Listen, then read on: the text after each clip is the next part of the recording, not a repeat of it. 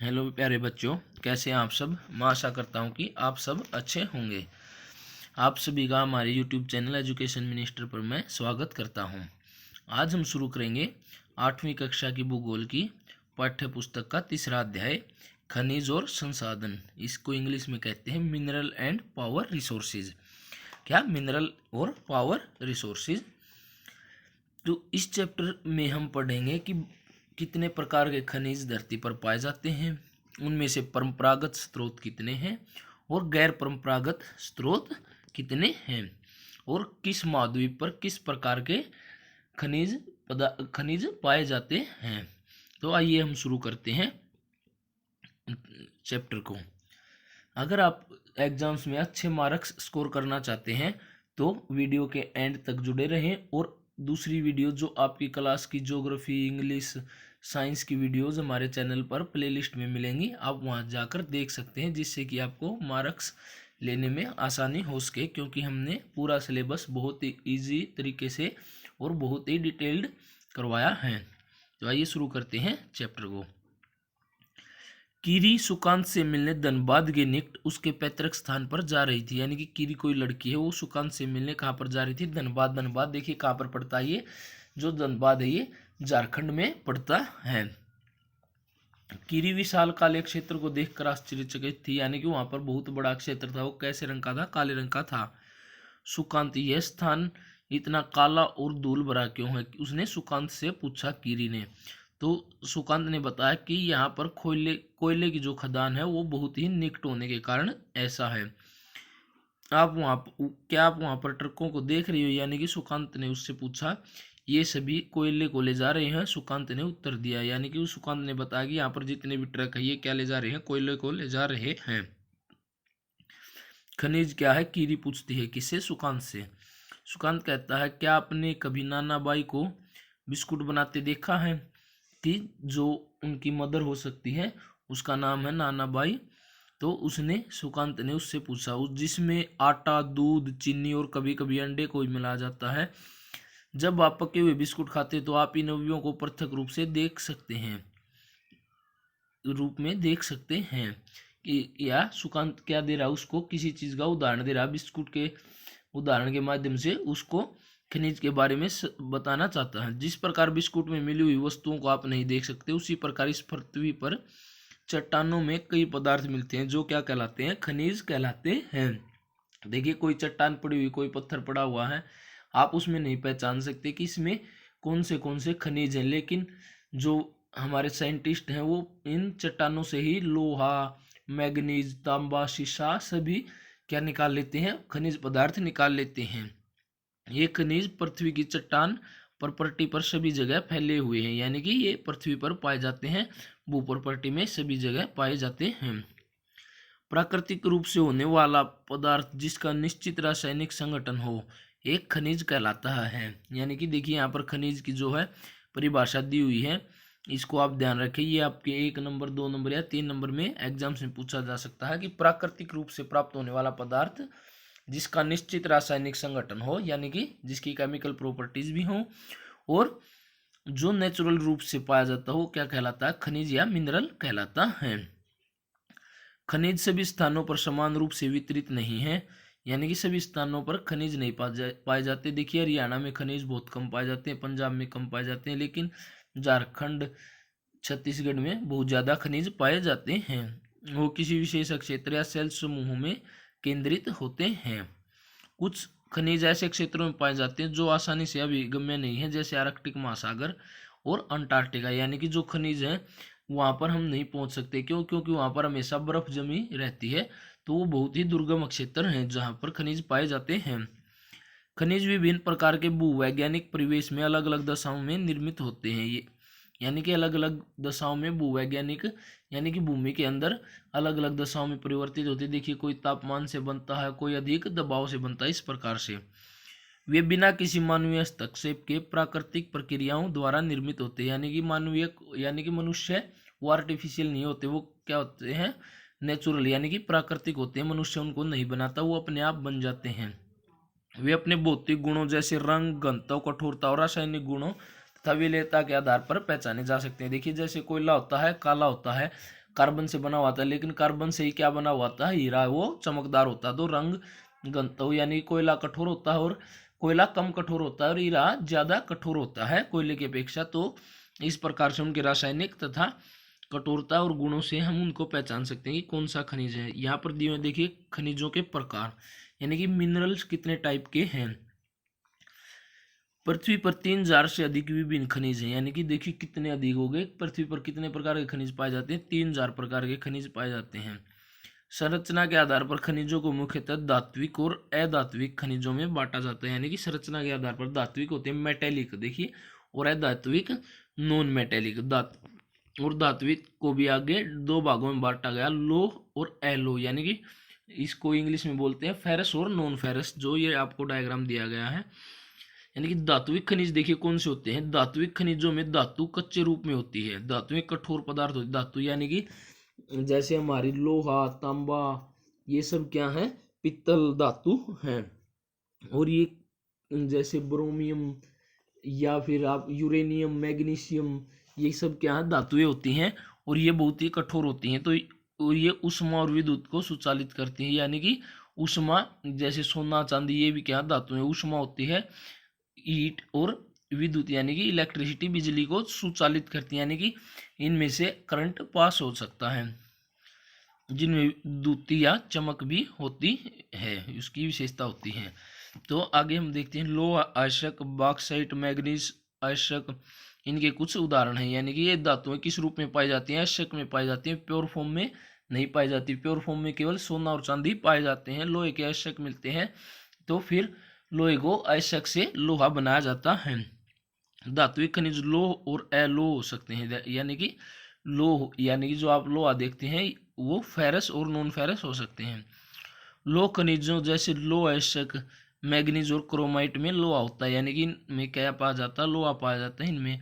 और अलोह जैसे सोना, चांदी, तांबा, शीशा हो सकती हैं जो ये धातु है। देखिए शीशा से आप ये शीशा मत समझिए जिसमें आप हर रोज सुबह क्या करते हैं, मुंह देखते हैं, नहीं।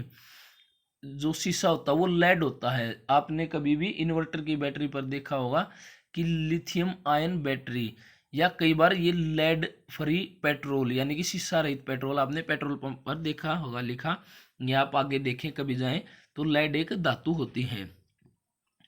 अधात्विक खनिज कौन से होते हैं। अधात्विक खनिजों में धातुएं नहीं होती। चूना, पत्थर, अभ्रक और जिप्सम इन खनिजों के उदाहरण, यानी कि धातुएं नहीं होती। देखिए चूना यानी कि जो आप घरों में लगाते हैं व्हाइट कलर का होता है, उसमें कौन सी धातु होती है, कोई धातु नहीं होती। पत्थर में कोई धातु नहीं होती। जिप्सम यानी कि इनमें कोई धातु नहीं पाई जाती है, अधात्विक खनिज होते हैं। खनिज ईंधन जैसे कोयला और पेट्रोलियम भी अधात्विक खनिज है, यानी कि इनमें भी धातु नहीं होती। जो कोयला और पेट्रोल जो आपके खनिज पदार्थ हैं। खनिजों को खनन, प्रवेदन या खनन द्वारा निष्कासित किया जाता है, यानी कि हम उनको कैसे निकालते हैं धरती से, या तो हम खनन करेंगे यानी कि खाने खोद कर, या प्रवेदन। देखिए प्रवेदन होता है इंग्लिश में इसको बोलते हैं ड्रिलिंग। आपने ड्रिल मशीन देखी होगी, हम दीवार पर रखते हैं तो क्या कर देती है, दीवार के अंदर घुस जाती है। उसी तरह हम धरती में बड़ी बड़ी ड्रिल मशीन छोड़कर आने जाने का रास्ता बनाकर ड्रिलिंग द्वारा निकालते हैं। और आखनन होता है, इसको इंग्लिश में बोलते हैं कवारिंग, यानी कि पृथ्वी की सतह को हटाकर खनिज पदार्थों को बाहर निकालना, ये खनिजों का निष्कर्षण कहलाता है। अब हम देखते हैं पृथ्वी की सतह के अंदर दबी शैलों में से खनिजों को बाहर निकालने की प्रक्रिया क्या कहलाती है, खनन कहलाती है। यानी कि जो पृथ्वी के अंदर दबी हुई शैलें हैं उनसे जो खनिजों को हम बाहर निकालते हैं, किस प्रक्रिया से निकालते हैं, तो वो क्या कहलाती है, खनन कहलाती है। खनिज जो कम गहराई में स्थित हैं वे पृष्ठीय सतह को हटाकर निकाले जाते हैं, यानी कि जो पृष्ठीय सतह, जो ऊपर वाली सतह, सबसे ऊपर वाली सतह को हटाकर, इसे क्या कहते हैं, विवृत खनन। देखिए विवृत खनन को इंग्लिश में बोला जाता है ओपन कास्ट माइनिंग, यानी कि खुला खनन। इसको जैसे हमने बहुत बड़ा गड्ढा खोदा और नीचे धातु थी या कोई भी हमारा खनिज पदार्थ था उससे निकाल लिया। गहन वेदन जिन्हें कूपक कहे जाते हैं, यानी कि कुएं प्रकार की खाने होती हैं, जैसे बहुत गहरे गहरे कुएं खोदे जाते हैं और अंदर जाकर हम उनमें खाने बनाते हैं और खनिज पदार्थों को बाहर निकालते हैं, इन्हें कूप की खनन कहते हैं। अब हम पढ़ते हैं पेट्रोलियम और धरातलीय गैस को कैसे निकाला जाता है। जो बहुत नीचे पाए जाते हैं उन्हें बाहर निकालने के लिए गहन कूपों की खुदाई की जाती है, जिन्हें क्या कहते हैं, प्रवेदन यानी कि ड्रिलिंग विधि द्वारा इनको निकाला जाता है, बहुत ही गहराई में होते हैं। सतह के निकट स्थित खनिजों को जिस प्रक्रिया द्वारा निकाला जाता है आसानी से खोदकर, उसे क्या कहते हैं, आखनन, यानी कि आसानी से खोदकर जिन्हें निकाला जा सके उसे क्या कहते हैं, आखनन विधि कहते हैं। मान लीजिए कई बार हमें सोना दबा हुआ मिल जाता है पृथ्वी में, तो क्या होता है, हमें थोड़ी सी सतह हटानी होती है और हम डायरेक्ट सोने का प्रयोग कर सकते हैं।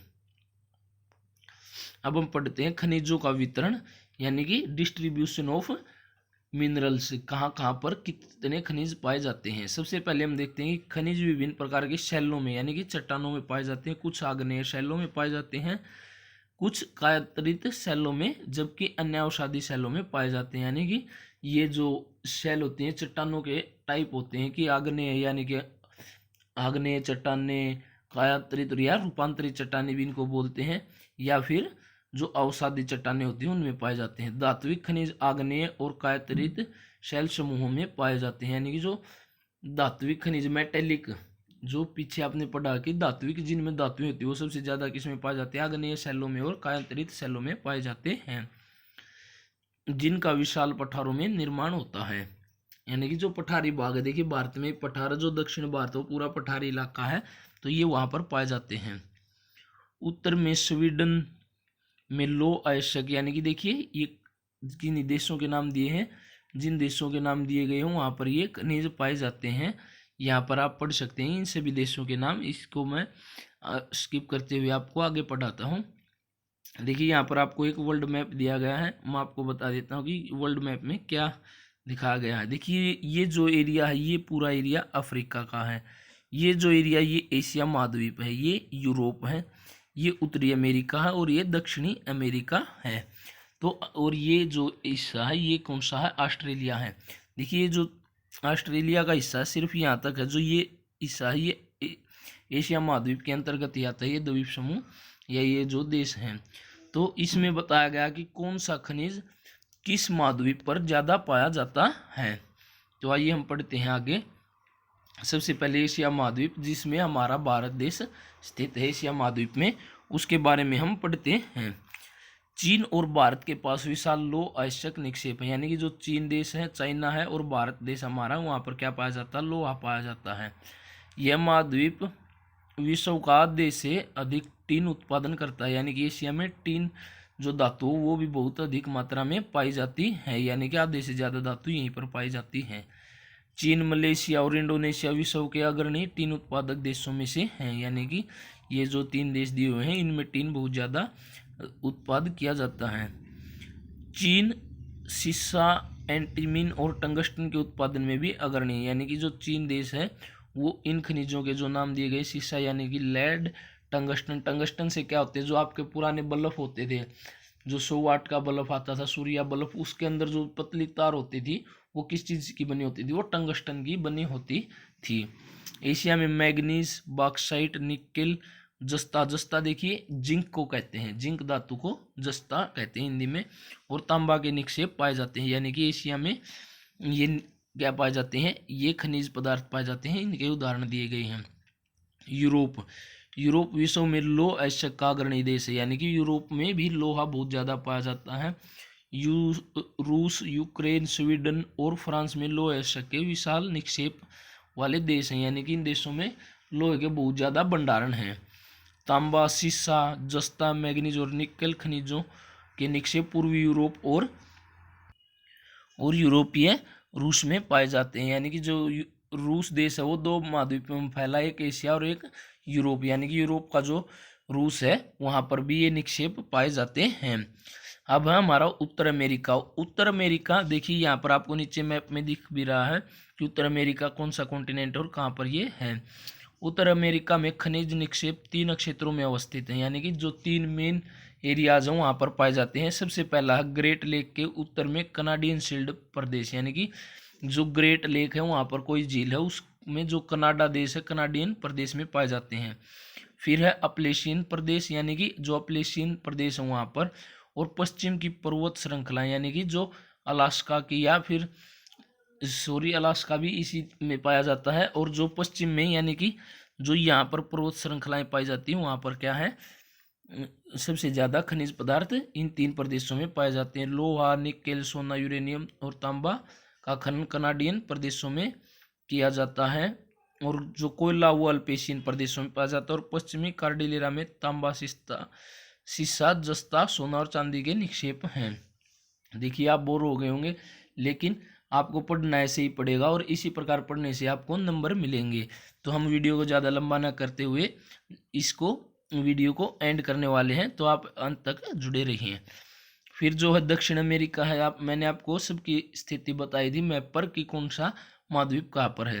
तो ब्राजील में विश्व उच्च कोटि के लोहा अयस्क का सबसे बड़ा उत्पादक देश है। जो ब्राजील देश है वहाँ पर क्या पाया जाता है, लोहा बहुत मात्रा में पाया जाता है, और विश्व का सबसे अच्छा लोहा, ज़्यादा नहीं, देखिए अच्छा, उच्च कोटि यानी कि गुणवत्ता, जो सबसे अच्छी क्वालिटी का लोहा है वो कहाँ पर पाया जाता है, ब्राजील देश में पाया जाता है। चिली और पेरू तांबे के उत्पादक देश हैं, यानी कि इनमें ज़्यादातर तांबा पाया जाता है। ब्राजील और बोलीविया विश्व में टीन के सबसे बड़े उत्पादकों में से हैं, यानी कि जो ब्राजील और बोलीविया देश हैं वहाँ पर टीन धातु है जो वो भी बहुत ज़्यादा मात्रा में पाई जाती है। दक्षिण अमेरिका के पास सोना, चांदी, जस्ता, क्रोमियम, मैग्नीज, बॉक्साइट, अबरक, यानी कि जितने भी नाम दिए गए हैं हीरे आदि के विशाल निक्षेप पाए जाते हैं, यानी कि बहुत ज़्यादा मात्रा में ये पाए जाते हैं। जो खनिज तेल वो वेनेजुएला, अर्जेंटीना, चिली और पेरू देश में पाया जाता है, यानी कि आप समझ गए होंगे कि ये सभी खनिज पदार्थ दक्षिण अमेरिका में पाए जाते हैं, और जितने भी देशों के नाम है ये दक्षिण अमेरिका महाद्वीप में ये देश स्थित हैं। अब है अमेरिका, अफ्रीका। अफ्रीका खनिज संसाधनों में सबसे धनी देश है। देखिए अफ्रीका जो है वो सबसे ज़्यादा खनिज संसाधन पाए जाते हैं अफ्रीका में। देखिए जो तेल है वो भी अफ्रीका में सबसे ज़्यादा पाया जाता है। यहाँ हीरा, सोना और प्लेटिनम विश्व का सबसे बड़ा उत्पादक है, यानी कि ये सबसे महंगी धातुएं हैं, और इनका सबसे बड़ा उत्पादक देश कौन सा है, अफ्रीका है। दक्षिण अफ्रीका में जिम्बाब्वे और जायरे विश्व के सोना का एक बड़ा भाग उत्पादित करते हैं, यानी कि अफ्रीका और जिम्बाब्वे जो देश हैं वहाँ पर बहुत ज़्यादा सोना पाया जाता है। तांबा, लोह अयस्क, क्रोमियम, यूरेनियम, कोबाल्ट और बॉक्साइट दक्षिण अफ्रीका में पाए जाने वाले अन्य खनिज हैं, यानी कि ये जो खनिजों के नाम दिए गए हैं ये भी अफ्रीका में पाए जाते हैं। तेल नाइजीरिया, लीबिया और अंगोला में पाया जाता है। देखिए जो अरब के देश हैं वो क्या है, वो बहुत बड़े तेल उत्पादक देश हैं, और वो अफ्रीका महाद्वीप में ही स्थित हैं। अब हमारा ऑस्ट्रेलिया महाद्वीप। देखिए ऑस्ट्रेलिया विश्व में बॉक्साइट का सबसे बड़ा उत्पादक देश है, यानी कि बॉक्साइट भी एक खनिज है, और इसका सबसे बड़ा उत्पादक ऑस्ट्रेलिया देश है। यहाँ सोना, हीरा, लोह अयस्क, टीन और निकेल के भी अग्रणी उत्पादक हैं, यानी कि ये धातुएं भी पाई जाती हैं यहाँ पर जिनके नाम दिए गए हैं। यहाँ तांबा, सीसा, जस्ता और मैग्नीज में भी संपन्न है, यानी कि ऑस्ट्रेलिया भी जो है खनिज पदार्थों से संपन्न महाद्वीप है। पश्चिमी ऑस्ट्रेलिया के कालगुरली और कुलगार्डिया क्षेत्र में सोना के बड़े निक्षेप हैं, यानी कि जो सोना बहुत ज़्यादा मात्रा में इन दो क्षेत्रों में पाया जाता है ऑस्ट्रेलिया महाद्वीप के। जो पश्चिमी ऑस्ट्रेलिया है, पश्चिमी तट पर या पश्चिम में ऑस्ट्रेलिया के पाया जाता है। फिर है अंटार्कटिका। विभिन्न खनिज निक्षेपों के पूर्वानुमान से कुछ संभवतः विशाल के लिए अंटार्कटिका का भूविज्ञान पर्याप्त रूप से सुप्रसिद्ध है, यानी कि अंटार्कटिका जो वो महाद्वीप है वो हमेशा बर्फ से ढका रहता है, और वो कहाँ पर है, दक्षिणी ध्रुव पर स्थित है। ट्रांसआर्कटिक पर्वत में कोयले और पूर्वी अंटार्कटिक में प्रिंस चार्ल्स पर्वत के निकट लोहे के महत्वपूर्ण मात्रा के निक्षेपों का पूर्वानुमान किया गया। देखिए वहाँ पर खुदाई नहीं कर सकते, ना ही वहाँ पर पहुँच सकते, लेकिन सिर्फ अनुमान लगा सकते हैं वहाँ पर इन खनिजों के निक्षेप हो सकते हैं, या किसी वैज्ञानिक ने जाकर थोड़ी बहुत खुदाई करके देखा है तो वहाँ पर इनके अवशेष मिले हैं। तो लोहा अयस्क, सोना, चांदी और तेल भी वाणिज्यिक मात्रा में उपलब्ध है, यानी कि ये खनिज पदार्थ भी बहुत ज़्यादा मात्रा में वहाँ पर पाए जाते हैं। तो आज के लिए हम इतना ही करेंगे। इस अध्याय का बचा हुआ भाग हम नेक्स्ट वीडियो में कंप्लीट करेंगे। ओके, थैंक यू दोस्तों।